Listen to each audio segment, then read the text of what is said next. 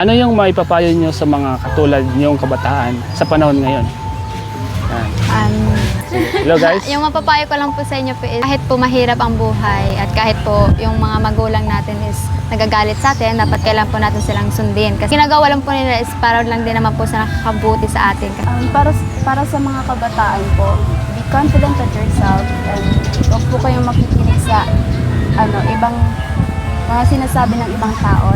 Alam yung ikakadaw ng sarili nyo and then keep fighting for your dream and goals para maging successful balang araw. Yan lang po and be happy every day. Sabi niya po nga, be confident po. Di po magparamati po sa mga sasabihin sa ibang tao. Kasi po talagang kung mamatiin mo yun, tumataon ka talaga. Kaya be confident talaga. Parang maging free ka kung ano gusto mong gibon. Ito lang po. Huwag kang makikinig sa iba, no? Kasi ikaw lang naman po yung nakakilala sa sarili. Tama. Kasi wala po silang karapatan na husgahan ka. Yun, tama. Kasi ikaw po yun, hindi po sila. Tungayan po natin mga kalingap ang tatlong magkakaibigan kung paano sila nagkakilala at kung paano at kung ano ang kanilang mga pangarap sa buhay at advices sa bawat kabataan na makakapanood. Mga kalingap, tara po, samahan niyo po ako. Hello! Taga rito lang kayo? Taga rito lang kayo? Sa Donsol? Opo. Anong kanyo dito? Bakit nandito kayo? Yung banding na po namin na magbabarkada po. Ano po kayo, di man po kayo kami masyadong nagkakitaan kasi nga po, Tuba po siya, then Tubaman siya, tapos Santa Cruz po ako. Minsan lang kayo magkita-kita. Opo. Kaya, Ngayon lang po nabuungan eh. Kaya dahil pista, ano? Opo. Kumusta naman yung pagiging magkakaibigan niyo? Okay naman po. Okay lang naman. Very okay. Charot. Very good. By the way, ako nga pala si Staraxa ng Team Kalingap. Nanonood kayo ng mga vlog? Yes po. Nanonood kayo? Familiar kayo sa Team Kalingap? Kay Kalingap Prab or basta sa Team Kalingap? Yung Kalingap Crab po, ano lang po, yung familiar lang po sa akin kasi po, nakita ko lang po sa sa FYP ko po. Oo. Yun. Nagbira naman po ako sa to. Pero Mga kasamahan ko yun. Kami yung mga charity vlogger na tumutulong sa mga... Through the vlogs na lang. Through the vlogs. Anong trabaho ng nanay mo? Ay, bali, yung mother ko po, parang housewife lang po. Housewife? Bali yung mga kapatid lang po yung sa baba. Nagtutulong-tulong na lang, ano? Ano nga pala ang pangalan mo? Risha May Larcha po. Ano? Risha May Larcha. Si... Ako po si Cheryl Dueñas po. Ikaw? Binilyanera po. Paano kayo nagkakilala? Bago po man po kami maging trio po, is kami po munang dalawa. Trio, kasi ano? Opo. Kasi nung grade 8 po, nung summer po kaya kami. So, ito po, kaklase ko po. So, nung first day of school po, di ko pa po siya kilala. So, naging kakilala ko na po siya nung mga third quarter na po ata. Tapos, mga fourth quarter po kasi, pinalipat kami sa isang section. Yung parang, na sa kami, yung level, parang advanced na, so level po ng inano po kami sa A na section. Tapos doon na po kami nagkakilala. Tapos nung nag-grade 9 na po kami, doon na po yung nabuo po yung trio po namin. Tapos 9, 10, 11 po kami po. So hanggang ngayon, Opo. magkakasama na kayo. Maganda, no? Maganda yung banding nyo, no? Pagpatuloy nyo lang yan, ha? Kasi bibihira bago yung Yung mga tunay po na mga tunay na kaibigan. Minsan, kaibigan lang, pero pagdating sa kahirapan, wala naman. Pero kung kayo nagsasama-sama, kahit na ano man yung problema, okay yun. Magaganda yun. Siya nga pala, ikaw nabanggit mo kanina, wala ka na palang ama. Ano nangyari sa papa mo? Nagkasakit po noong 2016. Ano yung sakit niya? Paralyzed po. Bakit siya na-paralyzed? Napasma? Hindi ko po alam, pero ano daw po, parang sa Pinakulam, gano'n? hindi po, parang yung mga laman lupa po. Nakarawan siya. Nakursonadahan, parang gano'n. Parang nakuhan siya. Parang nuno ba yan? Nanuno siya, gano'n. Di siya pinagamot sa doktor, sa albularyo. Marami pong albularyo. Marami. Ginawa naman lahat. Kawawa naman. Ilang taon namatay yung papa mo? Bata pa? Bata Kasi bata ka pa eh. 17 ka pa lang, di ba? Sa gitna, anong pangalan mo? Kumusta naman yung buhay niyo? Okay lang naman po. Okay naman. Mga Kahit- magulang mo, kompleto naman. Opo, kompleto naman. Yan, mga kapatid, okay naman. Ganda, anong... Lahat naman kayo magaganda, huwag kayong mag-alala. Lahat Joke lang kayo po. maganda. Kaya, di ko kasi masyadong kabisado yung pangalan, kaya senior cut ko na lang, di ba? Ito, si Una, maganda rin. Ikaw, maganda. Lahat naman kayo maganda. Ikaw, Alam ano, ko kumusta yung family mo? Okay lang naman. Okay naman. Masaya naman. Opo. Ilan kayo magkakapatid? 5 po. Halos babae o may lalaki? 2. Dalawa po ang lalaki. Tatlong babae. So, pare-pareho kayo magaganda. Siyempre naman. Charot siya. Kaya naman, kasabi kayo ka naman solo. Di ba? Kailangan talaga, minsan happy lang, di ba? Kasi alam nyo naman, yung panahon ngayon, mahirap pag maging isang stress. Di ba? Kahit maraming problema, kailangan palaging masaya. Saya. Di ba? Di ba? Yun yung kailangan natin ngayon. So, may mga hinihintay kayo dito. Wala man po. Wala naman. Kasi O, parang ano lang po talaga, Banding na talaga. Kasi kami lang po talaga yung magbararkada po. okay lang ba na nag-vlog ako sa inyo? Okay lang. Okay lang ba na i-post ko to sa YouTube, sa Facebook? Okay Sige lang. po, okay lang. Mahilig din ba kayo mag-TikTok? Ganun? Yes po. Sino yung mga mahilig mag-TikTok? Lahat naman po. Lahat kayo. Pwede ba mamaya mag-TikTok tayo? Ah, Basta po, so madali lang. ano yung madali? Ano yung madali sa inyo? Magaya lang ako sa inyo. 6'7", hindi ako karoti sa to. So, Yung- ano lang. May TikTok po ako, Dede. Sige, titiktok tayo mamaya. Para kahit pa paano, maganda naman yung pagkakilala natin, di ba? Okay lang ba na i-post ko yan sa aking Facebook page? Sige po. Konti lang naman manonood niyan mga siguro mga 10,000 okay na yung mga nanood sa atin.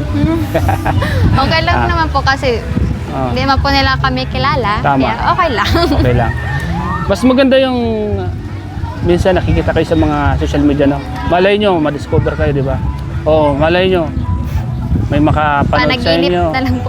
Hindi, saka malay mo yung mga nakakapanood sa ibang bansa na mga kakilala ko. Oy, si ganitoan niya, yung kasama mo ngayon sa TikTok, pwede ko siyang sponsoran ng ganito, di ba? Paano yan? Alam mo, kung may magbigay ng tulong sa inyo, sponsor, saan ko kayo pwedeng kontakin? Alam mo, balikan mo ano yung mga ina-vlog mo na yon. Magbibigay niya ako ng pansakala, pampakonsuelo. Paano ko kayo makukontak? So, sa Facebook po. Mag-comment kayo sa vlog ko na to para maingi ko sa inyo yung Facebook nyo, no? Sige po. Starrocks TV, huwag niyong kalimutan na. Apa. Starrocks TV, Yan. huwag niyong kalimutan. Para kahit Starrocks. paano mapanood kayo ng mga viewers ko. Malay mo kasi, ang Kalingap kasi, sila yung tumutulong sa mga kabataan na minsan kapos sa pag-aaral. Minsan, malay mo, makapunta ako sa mga bahay-bahay nyo at mabisita ko kayo, di ba? Makita ko yung kalagayan ng buhay nyo. Malay nyo, isa ka pala kayo sa nangangailangan ng tulong. Di ba? Tulad nito, di ba? Di ba? Marami naman bagang nagsasabi sa'yo na magaganda kayo, marami nagsasabi. Marami naman. Ano naman yung pakiramdam pag, oh, ang ganda mo, ganda. When it comes sa mga like edad po namin, syempre po, dalawa-dalawa po kami isip kasi po. Kasi pong iba po na compliment is peke, yung iba naman is tunay talaga. Pero kapag mga bata po yung nag-compliment sa amin, syempre po, masaya na po kami. So kasi po, yung mga bata po kasi hindi daw po nagsisinungaling. Kaya po, kapag bata po yung nagko-compliment sa amin, happy na po kami. Pero kapag kaedad po namin, parang Duda. uncomfortable pa.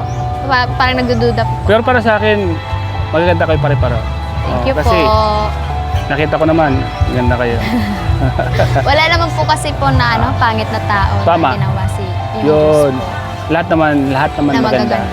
Kusang tao lang po talaga yung mapanghusga. Yan, tama ka. Napakaganda ng sinabi mo. Yung tayo naman, wala naman talaga nilikang pangit. Yeah. Yung tao lang naman talaga yung papamusta sila, sabi ng kung ano-ano. Saan mo natutunan yun? GMRC? ano lang po, parang kasi po ako po, parang observer po ako kaya na tao. So, parang nakikita ko po na yung mga tao po is kahit pangit ka or like, ay kahit maganda ka, pero kung masama naman po yung ugali mo, Yun, na talaga.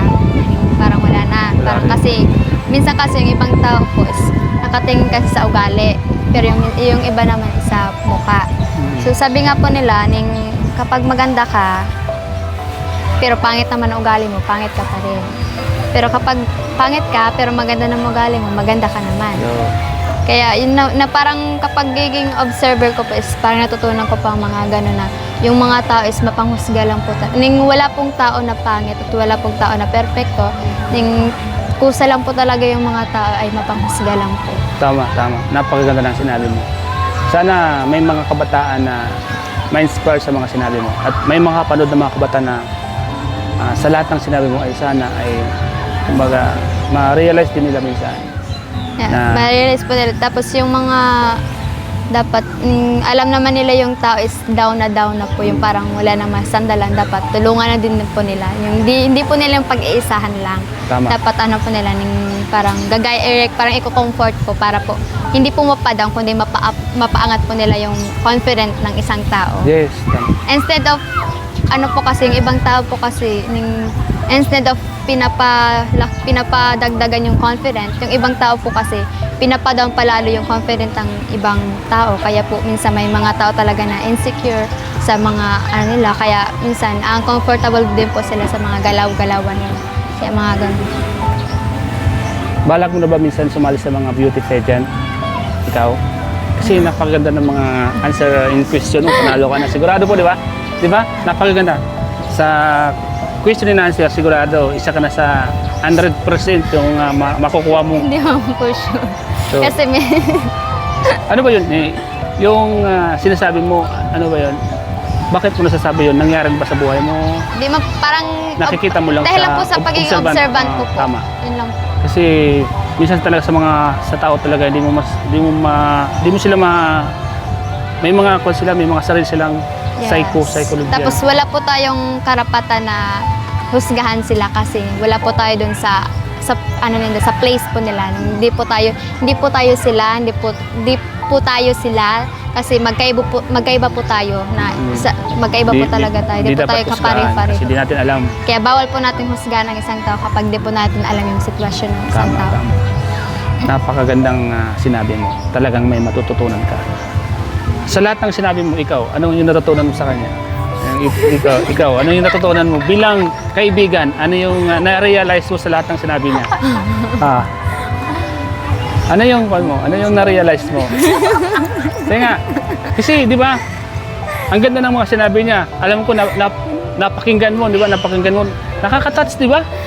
Ako abang pinapakinggan ko parang Mapanghusga. grabe. Ang ganda ng mga sinabi niya. Ikaw, ano yung message mo sa kanya? Ano yung masasabi mo sa mga sinabi niya?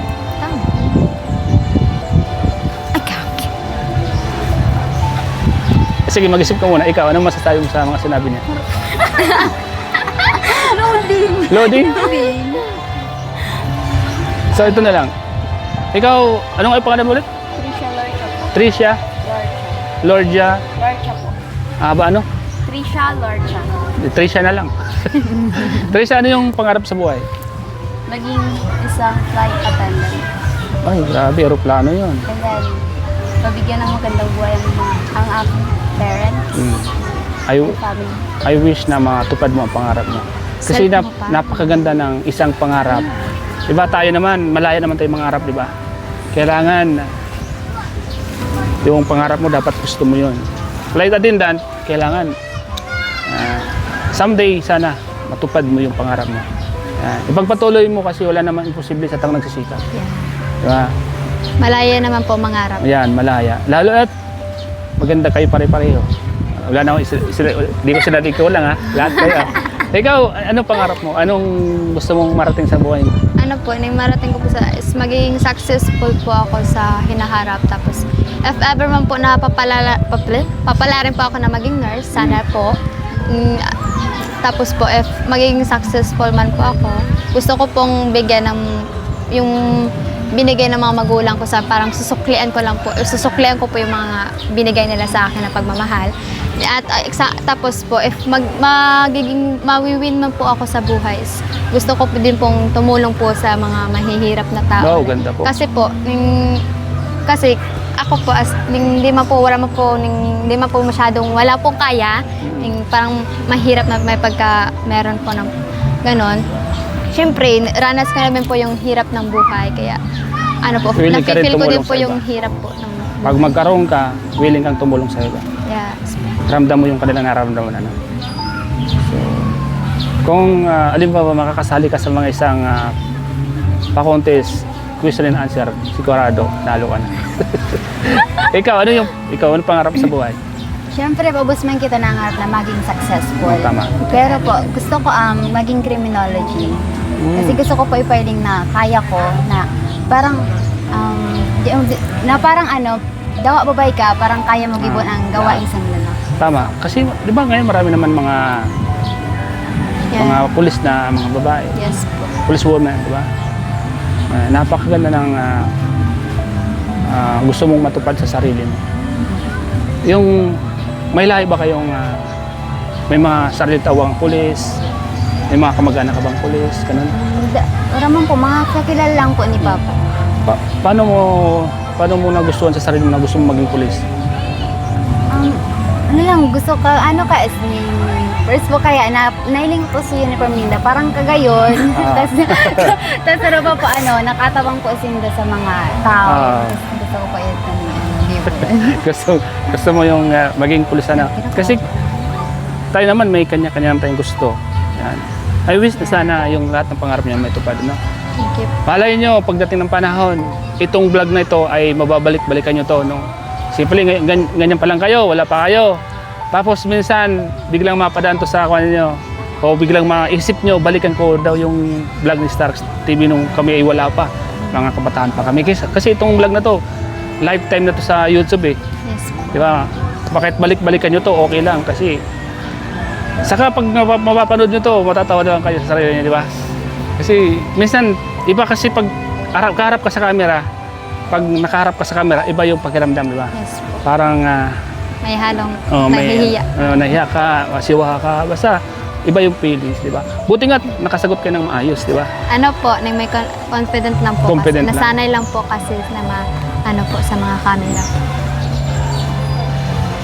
Anong, ito, last question na lang, kasi medyo mahaba na yung usap-usapan natin. Ito na lang, last question. Ano yung maipapayo nyo sa mga katulad nyong kabataan sa panahon ngayon? Hello guys!